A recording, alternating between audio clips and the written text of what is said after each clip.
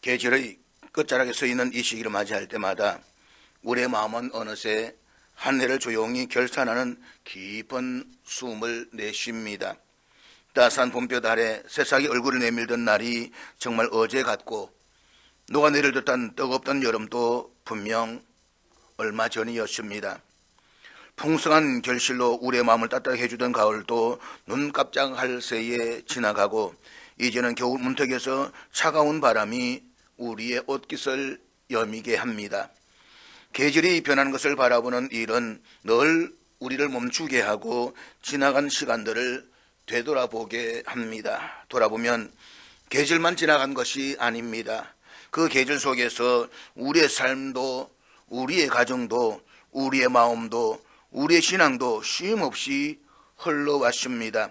어쩌면 너무 바빠서 충분히 돌아보지 못한 채 한 해가 저만치 달려와 버린 것만 같습니다. 지금 이 자리에 서 있는 것도 하나님의 은혜요, 여기까지 올 수 있었던 것도 주님의 손길이 우리를 붙들어 주셨기 때문입니다. 특별히 우리 교회는 지난 2001년부터 매년 11월 마지막 주일이면 지금의 본문을 가지고 똑같은 제목과 내용으로 함께 은혜를 나누어 왔습니다. 그동안 이 설교를 꾸준히 들으신 분은 올해로 25번째 이 말씀 앞에 서 계신 것입니다. 25번이라는 숫자 자체가 이미 우리 공동체가 걸어온 길을 말해줍니다. 같은 본문, 같은 제목이지만 매년 우리의 마음의 상태는 달랐습니다. 어떤 해에는 감사가 넘쳤고 어떤 해에는 눈물로 주님 앞에 서 있었으며 또 어떤 해에는 지쳐 쉬어가고 싶은 마음으로 이 말씀 앞에 나오기도 했습니다. 그러나 놀라운 것은 그 모든 해, 그 모든 자리마다 주님께서는 각 사람 형편에 맞는 말씀으로 다시 위로하시고 다시 세우시고 다시 걸어가게 하셨다는 것입니다. 그 길은 참 쉽지 않았습니다. 예상치 못한 질병이 찾아오기도 했고 갑작스러운 이별로 가슴이 무너져 내린 가정도 있었습니다. 흔들리는 경제 속에서 하루하루 버티느라 수고한 분들도 계십니다. 신앙의 흔들림, 마음의 시름, 가정의 갈등, 그럼에 불구하고 우리는 그 모든 세월을 오직 믿음으로 걸어왔습니다. 믿음으로 버티고 믿음으로 견디고 믿음으로 다시 일어서며 여기까지 왔습니다. 우리가 여기까지 올 수 있던 것은 세상의 능력이 아니라 주님께 묵묵히 기대어 걸어온 믿음의 발걸음이었습니다. 그래서 오늘 이 자리에 함께 예배드리는 여러분을 바라보면 마치 인생의 긴 순례길을 한 걸음 한 걸음 함께 걸어온 믿음의 가족을 보는 것처럼 마음 깊은 울림이 옵니다. 여러분 한 분 한 분의 얼굴에는 한 해의 눈물과 기도, 감사와 인내가 담겨 있습니다. 그리고 그 모든 길 위에 하나님이 함께 하셨다는 증거가 새겨져 있습니다. 사랑하는 여러분, 이렇게 매년 똑같은 본문으로 말씀을 나누는 이유는 단순히 습관이나 전통 때문이 아닙니다. 우리의 인생도 계절처럼 흘러가고 우리의 세월도 쉼없이 흐르기에 해마다 이 말씀 앞에서 다시 마음을 정돈하고 우리의 걸음을 점검하고 하나님께서 우리에게 맡기신 마지막 계절 인생의 겨울을 어떻게 준비할지 마음을 다잡기 위해서입니다. 지나온 한 해를 감사로 정리하게 하시고 다가오는 새해를 믿음으로 준비하게 하시기 위해서입니다. 오늘도 하나님께서 여러분 마음에 따뜻한 위로를 부어주시기를 축복합니다. 올 한 해 정말 잘 견디셨습니다. 흔들린 가운데서도 믿음을 붙들고 살아오신 여러분 모두에게 주님의 크신 은총이 임하시기를 주의 이름으로 축복합니다. 그리고 이제 다시 이 말씀을 붙들고 하나님 앞에서 지혜롭게 인생의 겨울을 준비하는 복된 시간이 되시기를 소망합니다. 오늘 본문에서의 사도 바울은 로마 감옥에 두 번째 투옥되어져 있는 상황입니다. 그 당시 상황으로 보아서 그는 이제 멀지 않은 시간에 인생의 마감을 이룰 것을 예감하고 있었던 것 같습니다. 현재 나이도 60이 넘어서 노인이지만 그러나 병들고 늙어서 죽어가고 있는 것이 아닙니다. 그가 처한 여러 가지 상황이 아마 내년 봄이 어느 시간인가 내가 순교하게 될 것이다 라고 순교를 예감하고 있었던 것 같습니다. 그래서 6절에서 그는 이렇게 말합니다. 전제와 같이 내가 벌써 부어지고 나의 떠날 시각이 가까웠도다. 여기서 전제와 같이 부어지고 라는 말은 자신의 생명과 피를 희생의 제물로 드려진다는 말입니다. 그리고 그때가 가까웠다라고 합니다. 그는 지금 차가운 감옥에서 살을 애는 겨울 추위를 체감하면서 인생의 겨울인 죽음이 바로 앞에 있음을 예감하고 있습니다. 삶을 정리하는 그 마지막 순간에 그는 지금 여러 가지를 생각하고 있습니다. 무엇보다 그는 세상을 떠날 날이 가까웠다라고 생각하는 그 순간에 사랑하는 믿음의 아들 디모데가 그리워집니다. 한 번 더 그 얼굴이 보고 싶습니다. 그래서 믿음의 아들이요 동역자인 디모데에게 편지를 씁니다. 너는 어서 속히 내게로 오라. 너는 겨울 전에 어서 오라. 여기에서 겨울 전에 어서 오라라는 말씀은 기회가 지나가기 전에 어서 오라는 것입니다. 죽음을 앞둔 바울이 디모데에게 왜 이런 부탁을 했겠습니까? 멀리 에베소에 떨어져 있는 사랑하는 제자를 겨울 전에 속히 오라고 한 것은 인생의 겨울이 닥치기 전에 속히 준비해야 할 것이 있었기 때문입니다. 사랑하는 여러분, 언젠가 우리의 인생에도 차가운 겨울이 닥칠 것입니다. 아니, 분명히 우리에게도 어느 날엔가 어느 시간엔가 내가 알지 못하는 어느 순간에 인생의 차가운 겨울은 임하게 될 것입니다. 어쩌면 오늘 밤이 내 인생의 마지막 밤이 될는지 아무도 장담할 수가 없습니다. 그런데 우리의 인생은 이 땅에서 죽음으로 모든 것이 끝나는 것이 아닙니다. 우리에게는 죽음 이후에 영원한 삶이 있습니다. 이 땅의 삶은 순간이지만 죽음 이후의 삶은 영원합니다. 그리고 그것은 천국과 지옥으로 결정이 될 것입니다. 사랑하는 여러분, 이것이 사실이라고 한다면 인생의 겨울이 오기 전에 우리도 무엇인가를 준비해야 하지 않겠습니까? 그렇다면 인생의 겨울이 오기 전에 우리는 무엇을 준비해야 할까요? 먼저 우리는 인생의 겨울이 오기 전에 지금까지 살아온 자신의 삶을 한 번쯤 돌아볼 줄 알아야만 합니다. 오늘 보면서 바울은 디모데에게 겨울이 오기 전에 속히 오라라고 당부합니다. 바울은 지금 언제 죽었는지 모르는 상황에서 로마 감옥에 갇혀 있습니다. 어쩌면 이 겨울을 넘기지 못하고 세상을 떠날는지도 모를 일입니다. 그가 어떤 이유 때문에 디모데를 하여금 겨울이 오기 전에 빨리 오라고 했는지는 구체적으로 언급한 바가 없어서 그 이유를 분명히 알 수는 없습니다. 그러나 우리는 여러 가지를 상상해 볼 수가 있습니다. 날씨가 추워지니까 겨울을 보다 따뜻하게 보내고 싶었을는지도 모릅니다. 그래서 13절에 보면 네가 올 때에 내가 들어와 가보의 집에 둔 겉옷을 가지고 오라라고 했습니다. 겨울을 지나기 위해서는 따뜻한 외투가 필요했습니다. 그러나 보다 더 중요한 것은 지금 사도 바울은 죽음을 앞두는 시점에서 지금까지 살아온 자신의 인생을 정리할 필요를 느꼈을는지도 모릅니다. 사랑하는 여러분, 인생의 겨울이 오기 전에 우리가 우선적으로 해야 할 일이 무엇이겠습니까? 어쩌면 남들처럼 돈도 더 많이 벌어야 할 것입니다. 어느 정도 사회적인 지위나 명예도 가져야 할 것입니다. 어쩌면 우리들 가운데서는 내일 죽더라도 한 시간만이라도 건강하게 살았으면 하는 그런 분들도 있을 것입니다. 우리들에게는 인생의 겨울이 오기 전에 하고 싶은 일들이 참으로 많습니다. 갖고 싶은 것도 많습니다. 이루고 싶은 것들도 많습니다.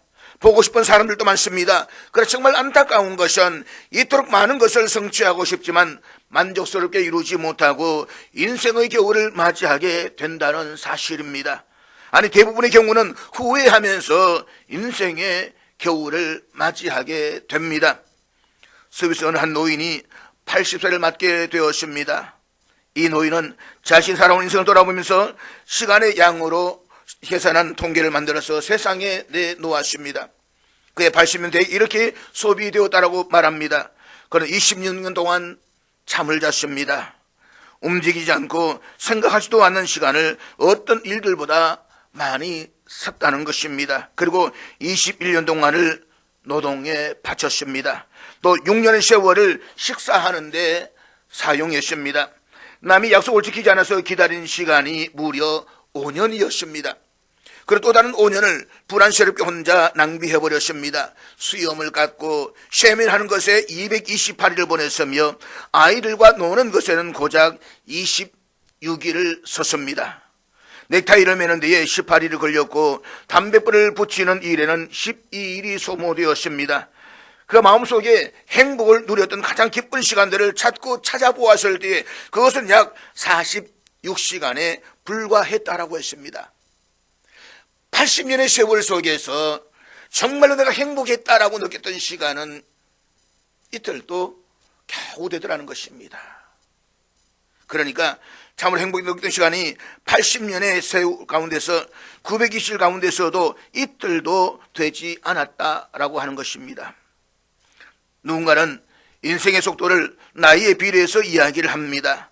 10대는 인생의 속도가 10km입니다. 10대까지는 마음은 토끼인데 시간의 속도는 거북이입니다. 한참을 지난 후에 돌아보아도 그 자리에 있는 것 같습니다. 참 시간이 안 갑니다. 그래서 옛날에 우리가 동짓날 되면 이 팥죽 하나, 새알을 하나 더 먹으면 나이 더 먹을까 싶어서 새알을 더 먹었던 그런 기억들도 있지 않습니까?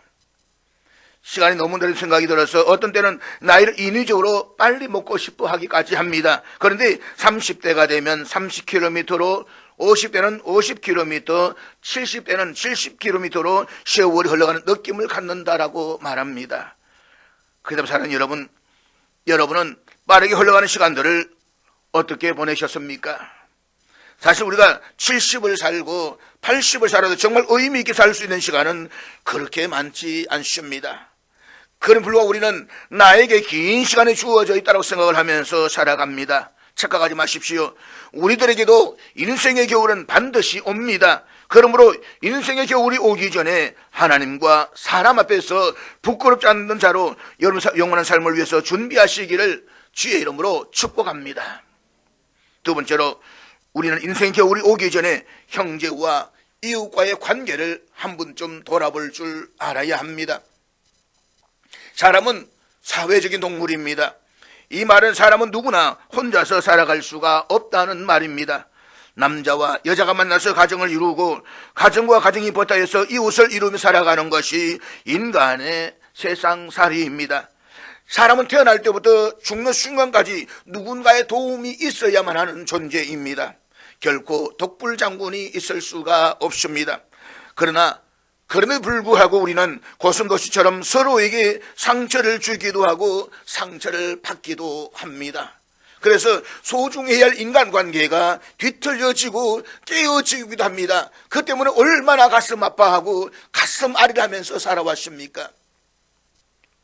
사랑하는 여러분, 하나님께서 나에게 가족을 주시고 이웃을 주신 것은 서로를 헐뜯고 미워하고 싸우라고 주신 것이 결코 아닙니다. 서로 사랑하고 이해하고 용서하는 가운데 행복하게 살라라고 주셨습니다. 이 사실을 우리는 하나님께서 아담에게 하와를 주실 때에 돕는 배필로 주셨다는 그 사실에서도 알 수가 있습니다. 돕는 배필이라는 말을 영어 성경에서는 help로 번역하고 있습니다. 나의 부족함을 도와주고 그의 부족함을 내가 도와주는 관계로서의 가족과 이웃 관계를 우리에게 주신 것입니다. 그렇기 때문에 그의 부족함이 보인다면 그것은 내가 그의 부족함을 채워주어야 한다는 사실을 잊지 마십시오. 그리고 그가 내 옆에 있을 때에 잘 하십시오. 부족하지만 그래도 그가 내 옆에 있을 때에 열심히 사랑하십시오. 나에게 싸울 대상이 있고 소리칠 대상이 있다는 것은 행복에 겨운 사치입니다. 우리는 그를 사랑할 수 있는 시간이 그렇게 많지 않다는 사실을 잊지 말아야 합니다. 오늘 본문을 자세히 살펴보면 아주 외롭고 처량한 늙은 사도 바울의 모습을 보게 됩니다. 그는 지금 인생의 마지막 겨울 앞에서 수많은 사람들의 얼굴을 떠올리고 있습니다. 그 가운데 먼저 데마가 생각이 납니다. 데마라고 하는 사람은 본래 바울의 제자요 함께했던 믿음의 동역자였습니다. 그래서 로마서나 이런 서신들을 보면 항상 데마의 이름이 나옵니다. 그만큼 어쩌면 한 부분에 있어가지고 바울의 오른팔과 같은 그런 역할을 했던 사람이 데마라고 말할 수가 있습니다. 그러나 핍박이 어렵고 힘들어서 바울같이 끝까지 동행하지를 못하고 결국에는 세상을 사랑해서 바울을 버리고 떠나가 버렸습니다. 그는 지금 배신의 아픔을 경험하고 있습니다. 다음으로는 디도가 생각이 납니다. 본문에서는 디도는 갔다라고 했습니다. 죽을 날만을 기다리고 있을 바울을 마냥 지켜볼 수만은 없었을 것 같습니다. 그래서 디도는 자기 할 일을 위해서 갔다라고 했습니다. 그런가 하면 갈라디아로 간 그레스게 자신의 해를 많이 입혔던 구리 세공업자 알렉산더, 결국 모두가 다 떠나가고 바울 곁에는 의사인 누가만 남아서 그를 지켜보고 있습니다. 사랑하는 여러분, 인생의 겨울 앞에선 이 넓고 힘없는 외로운 바울의 모습을 한번 상상해 보십시오. 알던 사람들이 하나 둘씩 떠나갑니다. 이래서 가고 저래서 갑니다. 다 떠나갑니다. 그래서 고독합니다. 그에게는 지금 사람이 그립습니다. 이것이 인생의 겨울입니다. 그래서 바울은 사랑하는 믿음의 아들 디모데에게 겨울 전에 속히 오라고 했던 것입니다. 그는 지금 죽기 전에 보고 싶은 얼굴을 한 번 더 보고 싶은 마음이 간절했을 것입니다. 그래서 그는 디모데를 부르고 있습니다. 당시 지중해는 겨울이 되면 항해가 불가능할 정도로 배 사정이 어려웠습니다. 만약에 겨울 전에 오지 못하면 그 이듬해 봄에 올 수밖에 없는데, 그렇게 되면 디모데를 보지 못할런지도 모를 일이었습니다.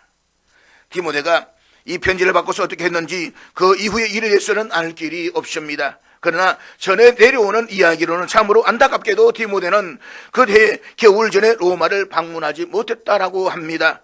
바울의 생전에 그토록 보고 싶어 했던 사랑하는 디모데를 만나지 못했다는 것입니다. 너는 겨울이 오기 전에 어서 오라는 사도 바울의 편지를 받고서도 다른 잡다한 일들을 처리하느라 지체가 되었다고 합니다. 그래서 그의 겨울에 항해가 중단되어서 그 이듬해 봄에 로마에 갔을 때에는 이미 바울은 옥중에서 순교하고 난 이후였습니다.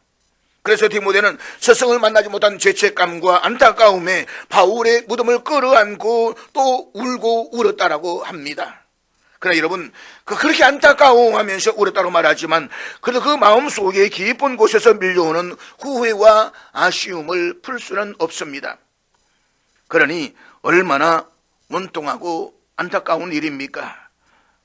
끝까지 바울과 함께하고 싶었지만 할 수 없었던 디모데, 그래서 디모데의 무덤이 사도 바울의 무덤 밑에 있다라고 합니다. 바울의 시신 밑에 안치되어 있습니다. 죽어서라도 바울과 함께하고 싶었다는 것입니다. 사랑하는 여러분, 바울과 디모데의 이야기는 어쩌면 바로 저와 여러분의 이야기일 수도 있습니다. 기억하십시오. 세상 모든 일에는 기회가 있습니다. 기회는 언제나 있는 것이 아닙니다.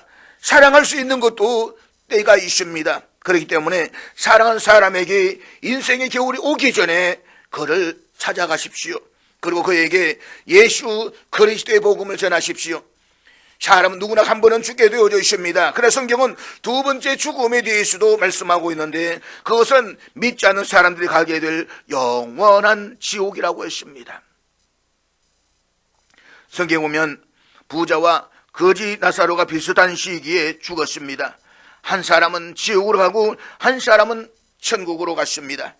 부자는 지옥에서 몸부림을 치면서 호소합니다. 아버지 아브라함이여, 구하노니 나사로를 내 아버지 집에 보내소서. 내 형제 다섯이 있는데 저희에게 증거하여 저희로 이 고통받는 곳에 오지 않게 하소서.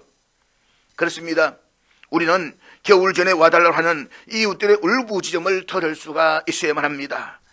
사랑하는 여러분, 겨울이 오기 전에 한 번쯤은 찾아보아야 할 사랑하는 내 이웃이 누구입니까? 속히 찾아가 보시기를 바랍니다. 그리고 그에게 생명의 복음을 전하십시오. 어쩌면 바쁜 시간 때문에 찾아가는 일을 미루다가 디모데처럼 영원히 후회하게 될런지도 모릅니다. 우리에게는 지금 당장 하지 않으면 영영할 기회가 없는 일들이 수없이 많습니다. 일생 동안 단 한 번밖에 없는 기회, 지금 놓치면 다시는 붙잡을 수 없는 기회들이 있습니다. 그것은 바로 믿지 않는 사랑하는 영혼에게 생명의 복음을 전하는 것입니다. 사랑하는 여러분, 어쩌면 우리가 알고 있는 사람들 중에는 봄이 오기 전에 세상을 달리할 사람들도 있을 수 있습니다. 그러면 이 겨울이 가기 전에 내가 알고 있는 사람들 가운데 누가 죽게 될는지 아무도 알 수가 없습니다. 우리의 부모님일 수도 있고 친구일 수도 있습니다. 그래 생각해 보십시오.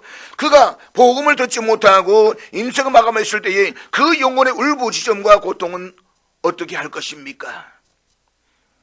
그러므로 이 겨울이 다 가기 전에 복음을 들고 그에게 찾아가십시오. 주님께로 인도에 사랑하는 영혼을 위해서 몸부림을 치면서 전도하십시오. 지옥에서도 내 형제에게 이 무서운 심판의 겨울이 오기 전에 복음을 전해달라고 외쳐하는 이 영혼들의 울부짖음을 결코 외면하지 마십시오. 무엇보다 바로 지금까지의 언원 관계를 정리하고도 싶었을 것입니다. 그래서 그는 특별히 디모데에게 부탁하기를 네가 올 때에 마가를 데리고 오라라고 했습니다. 바울과 마가의 관계는 그렇게 썩 좋은 관계가 아니었습니다. 그런데 마가를 데리고 오라는 것입니다. 그렇다면 왜 마가를 데리고 오라고 했을까요? 여기에 나오는 마가는 바나바의 생질이고 우리 흔히 말할 때의 마가 다락방의 주인입니다. 부잣집 아들인 것 같습니다. 이 마가가 바울과 함께 1차 전도 여행을 따라 나섰다가 도중에 포기하고 고향으로 돌아가 버렸습니다. 이 일로 바울은 마음이 몹시 상했습니다. 그래서 2차 전도 여행 때에 마가가 찾아와서 함께 동행할 것을 간곡히 부탁하였지만 바울은 끝내 허락하지 않았습니다.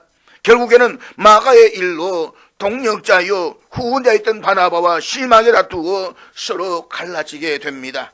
이는 애물단지 같았던 마가였습니다. 그러나 애물단지 같았던 마가는 그 후에 열심을 내고 충성을 다해서 주를 위해 헌신합니다. 그러고는 베드로의 수제자가 되고 우리가 보는 마가복음의 제자가 됩니다.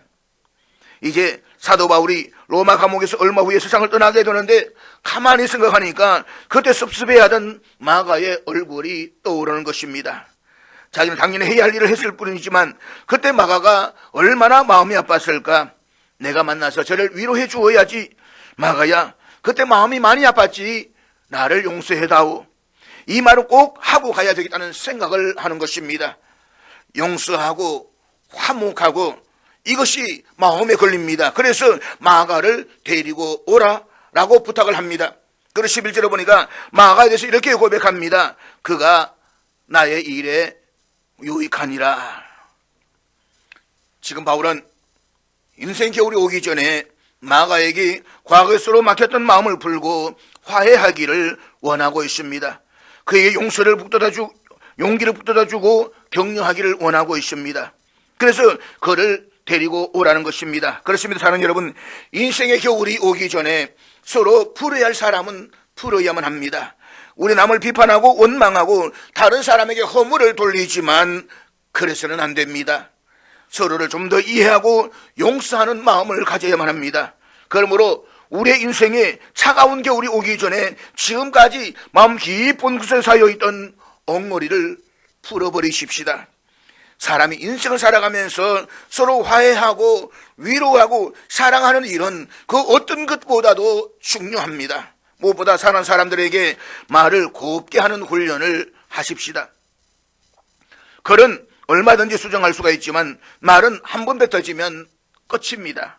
그렇기 때문에 우리는 항상 4가지의 말을 잘 할 수가 있어야만 합니다. 고맙습니다. 감사합니다. 미안합니다. 사랑합니다. 사랑하는 여러분, 이 하늘을 살아오면서 마음의 엉머리를 가지고 관계가 무너진 사람이 있다고 한다면 그에게 찾아가십시오. 그리고 깨어진 관계를 다시 회복하십시오. 땅에서도 매이면 하늘에서도 매일 것이요 땅에서도 풀면 하늘에서도 풀릴 것이라고 했습니다. 제단에 예물을 드리다가 어떤 형제가 나에게 원한을 품고 있다는 생각이 나거든 먼저 가서 화해하라고 했습니다. 너희 의가 서기관과 바리새인보다 더 낫지 못하면 결코 천국에 들어가지 못한다라고 했습니다. 그러므로 이웃과의 아름다운 관계를 회복하십시오. 관계는 풀라고 주신 것이지 꼬이라고 주신 것이 아닙니다. 인생의 겨울이 오기 전에 섭섭했던 땅의 감정을 다 풀어버리시고 하늘을 여는 은혜가 있기를 주의 이름으로 축복합니다. 마지막으로 우리 인생의 겨울이 오기 전에 주님께로 좀 더 가까이 가셔야만 합니다. 다시 말해서 우리의 인생의 겨울이 오기 전에 우리의 믿음이 좀 더 성숙해지자는 말입니다. 어떻습니까? 여러분은 지난 한 해보다 믿음이 좀 더 성숙해지셨습니까? 금년 시작할 때보다 지금의 내 믿음이 주님 앞에서 좀 더 아름다워지셨습니까? 우리 지금 다 교회에 나와서 예배를 드리고 있습니다. 그러나 우리가 교회에 나왔다라고 해서 주님께로 나왔다라고 말할 수는 없습니다. 하나님은 아십니다. 여러분도 아실 것입니다. 많은 사람들이 하나님을 잃어버리고서도 자신은 늘 하나님과 함께 있는 것으로 착각하면서 살아갑니다. 많은 사람들이 평생을 하나님 믿는다라고 말하면서도 하나님과 별로 사이가 좋지 않은데 자신 하나님과 사이가 좋은 줄로 착각하고 있습니다. 그러면서도 자신은 주님께서 알아주실 것이며 따라서 구원받고 천국에 갈 것이라고 확신을 하고 있습니다. 그러나 여러분, 우리 주님의 말씀을 기억하십니까? 나더러 주여 주여 하는 자마다 다 천국에 들어갈 것이 아니요. 잊지 마십시오. 우리가 주님께로 나오는 것에도 기회가 있습니다. 그러나 인생의 겨울이 오기 전에 나오셔야만 합니다. 그렇다면 그 기회가 언제입니까? 지금입니다. 너희가 오늘 그의 음성을 듣거든 너희 마음을 완고하게 하지 말라라고 했습니다. 지금은 얻어주실 때요, 지금은 구원의 날이라고 했습니다. 다친 마음을 여십시다. 주님의 말씀을 마음에 받아들이십시다. 주님의 말씀에 순종하십시다. 그리고 예수 그리스도를 나의 구주로 영접하십시다. 그래서 하나님의 자녀가 되어서 이 땅에서 하나님 허락하시는 축복들을 마음껏 받아 누리십시다. 지금 바로 이 자리에서 말입니다. 이 시간은 여러분의 영원한 운명을 결정하는 시간입니다. 우리 가운데 아직도 온전히 주님께로 나오지 못하신 분이 계시다면 이 시간 주님께 나오시기를 바랍니다. 죄를 온전히 회개하고 주님 앞에 나와 주님의 죄자가 되십시오. 인생의 겨울이 오기 전에 좀 더 주님께로 가까이 나오십시오. 사랑하는 여러분, 인생의 겨울이 오기 전에 자신의 신앙을 한번 좀 돌아보십시다.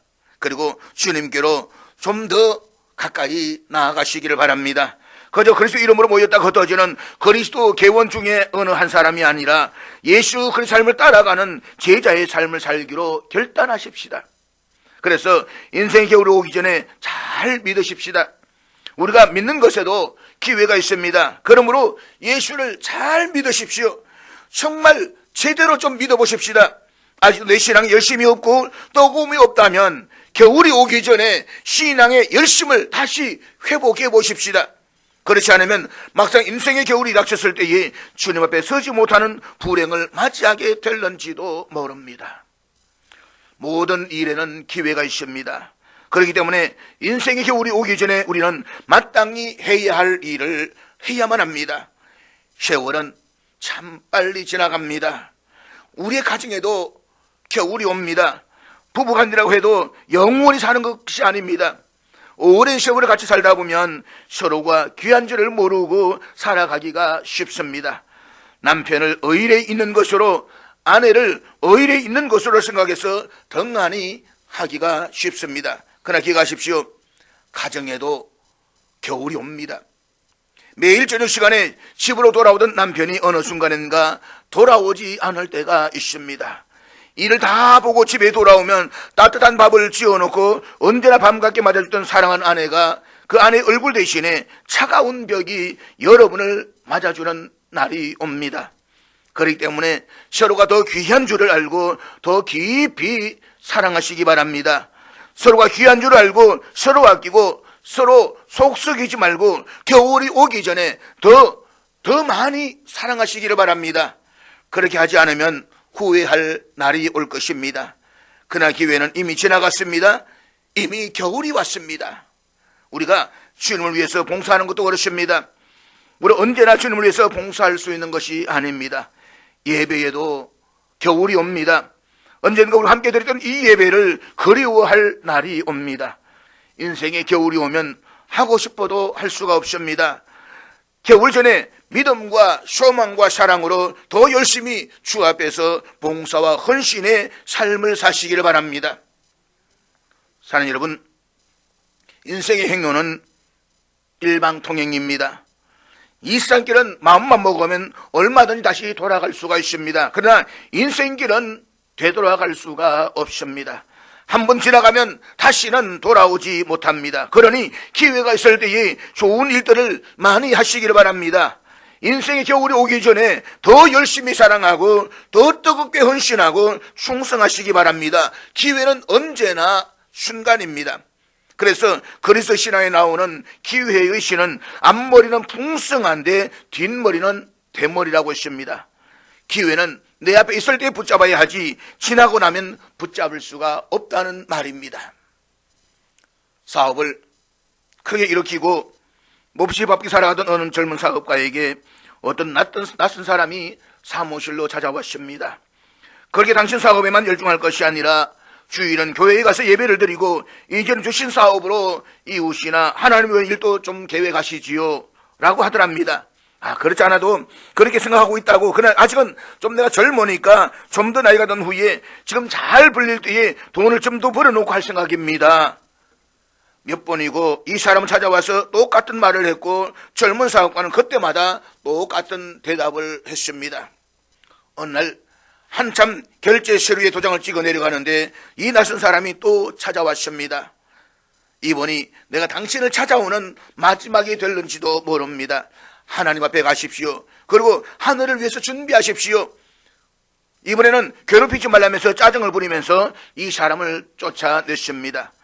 얼마의 시간이 지난 후 이제는 무서운 얼굴 한 사람이 나타나서 이제 당신의 때가 되었습니다. 머물 시간이 없습니다. 저와 함께 가시지요 라고 하더랍니다. 지금 바쁩니다. 곧 중요한 바이어를 만나야 합니다. 다음에 오시지요. 그 순간 갑자기 얼음장같이 찬 손이 목덜미를 거머쥐는 서늘함을 느꼈습니다. 죽음의 사자였습니다.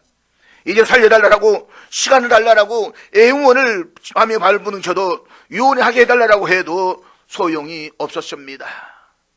사랑하는 여러분, 우리가 원하든 원하지 않든 인생의 겨울은 반드시 찾아옵니다.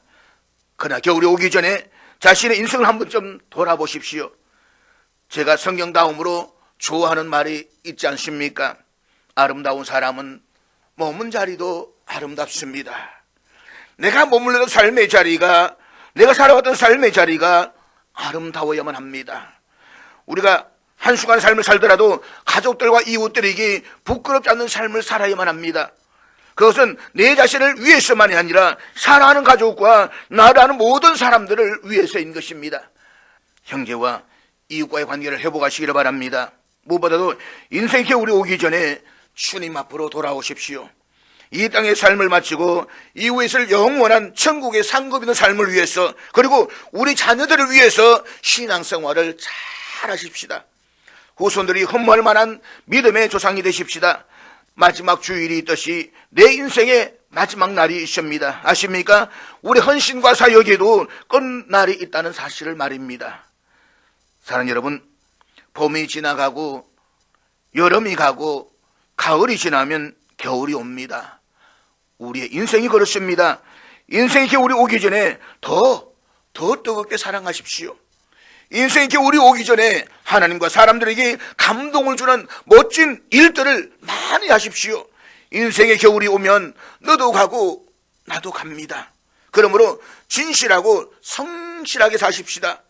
비전을 이루는 일에 성실하십시다. 헌신도 건강할 때, 헌금도 있을 때에 천국에 많이 사오십시오. 인생의 겨울은 반드시 옵니다. 하나님 앞에 나를 드리는 일에도 이제는 성실하고 진실하십시오.